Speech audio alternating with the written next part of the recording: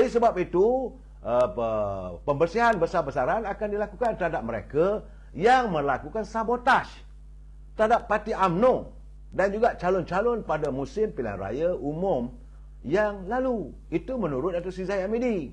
Jadi dia kata, tak payah, jangan susah hati, tunggulah besok. Banyak orang mengatakan semalam, mengatakan hari ini. Tak. Saya juga dihubungi teman-teman, kawan-kawan, dia kata, bila nak pecat ni? Sebenarnya ramai lagi peringkat ahli akar umbi menanti keputusan pemecatan. Ada beberapa nama yang dicadangkan bukan daripada atas, daripada bawah. Ahli-ahli yang berada di peringkat cawangan, di peringkat bahagian, yang merasa panas hati, geram dengan kerenah. Mereka yang dulu bertanding bagai nakrak, disokong, diangkat oleh ahli akar umbi. Tapi bila mereka tidak menjadi calon, mereka melakukan sabotaj terhadap calon-calon yang baru. Orang macam ini tak boleh dimaafkan. Sebab itu, peringkat akar umbi telah pun menghantar segala dokumen, segala laporan. Bertimbun segala laporan akar umbi mahu supaya pembersihan dilakukan. Sebab itu saya menyarankan kepada Datuk Seri Presiden, jangan gentar pada pimpinan Majlis Tinggi. Kalau kawan pun kawan lah, sahabat pun sahabat lah, penyokong pun penyokong lah. Jika mereka melakukan kesilapan, mesti disingkirkan. Nur Azlan Syamsuddin apa hal pula ni? Ada kata Datuk Zahid kaki belit. Belit yang mana? Ini bukan kenyataan beliau. Dalam pembersihan yang ini pembersihan dilakukan oleh Biro Disiplin. Dia cuma melontarkan pandangan, dia kata akan berlaku. Sebab waktu dia berucap dalam Perhimpunan Agung UMNO, dia kata bahawa pembersihan harus dilakukan. Zaman Najib Perdana Menteri lagi teruk masa pilihan raya, semua pakai duit. Saudara Syukri dia kata saya berbohong. Kenapa bohong, saudara?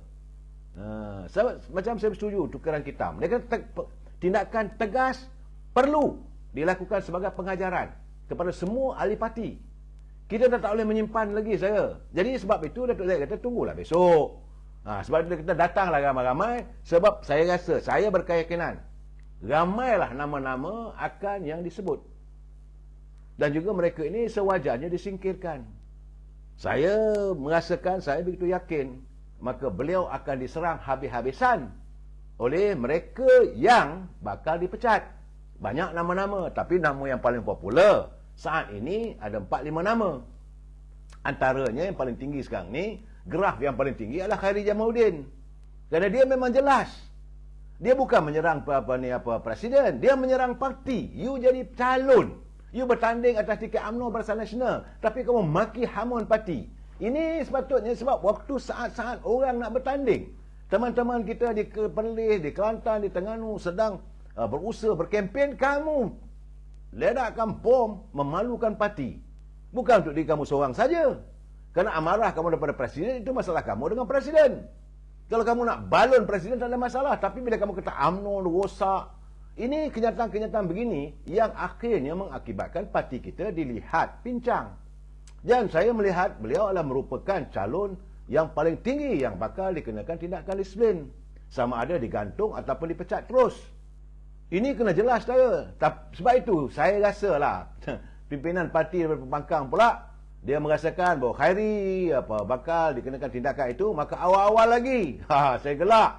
Saya tengok apabila Datuk Samsuri, Menteri Besar Terengganu selaku ahli pimpinan dalam Perikatan Nasional, dia kata mereka sedia menerima Khairi Jamaluddin menyertai Perikatan Nasional. Saya kata yes, silakan. Sebab kami daripada UMNO tidak memerlukan orang begini. Lepas tu anda rasalah nanti. Bila budak ni datang kat sana, baru anda tahu perangai dia macam mana. Terpulang. Dia bila tak dapat matlamat dia, habis semua orang dia rasuknya. Saya dah mengatakan, dulu lagi saya dah katakan, bahawa the beginning of the fall. Kehancuran Barisan Nasional, zaman Pak Lah dulu lagi. Sudah ada bunga-bunga kejatuhan. Sebab waktu Pak Lah mula-mula mengambil alih jawatan Perdana Menteri sebagai Presiden UMNO, bila memanggil pilihan raya, first time, itulah kemenangan paling besar yang diperolehi oleh UMNO Barisan Nasional ketika itu. Tapi bila Khairi Jamaluddin berada bersama-sama dengan Pak Lah, yang dikenali sebagai the Fourth Floor Boys, budak tingkat 4, akhirnya UMNO hilang penguasaan 2/3. Banyak orang menuduh kerana Khairi. terpulanglah. Sebab saya katakan he's the beginner of the fall. So, kalaulah naib Presiden PAS, Datuk Ahmad Samsuri Mokhtar, dia kata Khairi merupakan seorang tokoh yang hebat, silakan. Tak ada masalah pada kami. Ambillah. Sesuai sangatlah. Kerana mungkin gamaknya PAS juga sedang melakukan islah dalam kepimpinan dan mau merubah kepimpinan supaya PAS dilihat lebih liberal, lebih bersikap terbuka. Mungkin pandangan-pandangan anak muda, silakan. Saya amat berpesan hati dan mengucapkan selamat. Adayus. Silakan. Sebab saya merasakan kalau melihat saat ini antara orang yang paling tinggi yang akan dikenakan tindakan disiplin adalah Khairi Jamaluddin. Kalau Khairi Jamaluddin memilih untuk menyetik PAS pun boleh, menyetik Parti Bumi Bersatu pun silakan. Sekarang pun kita dah dengar macam-macam lah, bahawa kalau dia masuk Parti Bersatu, dia nak jadi presiden. Silakan. Tak ada masalah. Dan kita lawanlah nanti dalam pilihan raya akan datang. Ataupun Khairi nak jadi presiden PAS. Silakan. Carilah dalil-dalilnya. Sebab PAS pun sekarang ni, saya melihat banyak orang mula mempertikaikan tentang kepimpinan yang ada hari ini, di mana kenyataan-kenyataan dikeluarkan banyak tidak memberi keberuntungan pada pimpinan PAS di peringkat akar umbi. Saya tak mau menyerang sesiapa, saudara, tidak berniat pada saya. Dan sekarang ini kita melihat kerajaan perpaduan yang dipimpin oleh Datuk Seri Anwar Ibrahim, kita nak berjalan terus. Dan kita tidak mahu lagi segala apik lempang, ikan sepat kering ni, seperti kata Saudara Ismi, sepat kering ni nak berenang di Laut Masin, lagi teruk. Dia dah sepat ni dah ikan air tawar, dah kering, dah tak ada apa-apa pun, tapi nak dijadikan supaya ikan boleh berenang di lautan air masin, lagi mengarut. Tak payah dah, cukup-cukup. Saya dapati teman-teman saya di kalangan yang buat live semua, dia ajak saya, dia kata kenapa tidak, macam Atan Likas, dia kata kenapa tidak besok kita semua ramai-ramai kita pergi ke PLTC mendengar pengumuman sebut. Ertinya mereka nak meraihkan tercabutnya selumbar, tercabutnya duri dalam daging dalam UMNO, untuk UMNO perlu melakukan islah. Saya dah bercakap benda setahun lebih, tapi pandangan saya lah pandangan ahli biasa.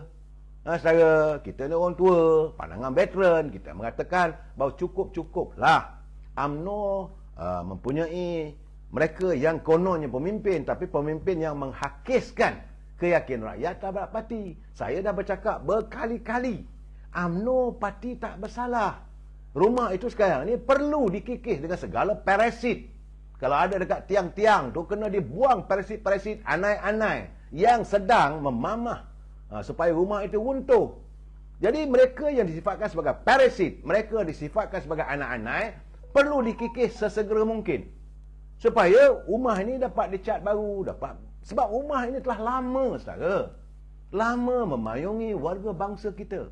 Jasa UMNO besar, walaupun anda tak bersetuju dengan saya. Yang selalu saya katakan, yang merosakkan, saudara Samsul Azmi, dia kata lepas ni kerja kena pakai serban lah, silalah. Saudara, yang merosakkan UMNO ini adalah mereka yang kononnya pemimpin, sedangkan mereka bukan pemimpin. Mereka lah yang perlu dipimpin, tapi mereka menggunakan kesempatan berada di bawah payung rumah UMNO, dapat jadi wakil rakyat, kerana waktu itu kita menangi pilihan raya, dapat jadi menteri. Tapi bila mereka tidak lagi dipilih sebagai calon, kerana dilihat ciri-ciri boleh merosakkan, menghakiskan keyakinan rakyat, maka mereka melakukan sabotaj.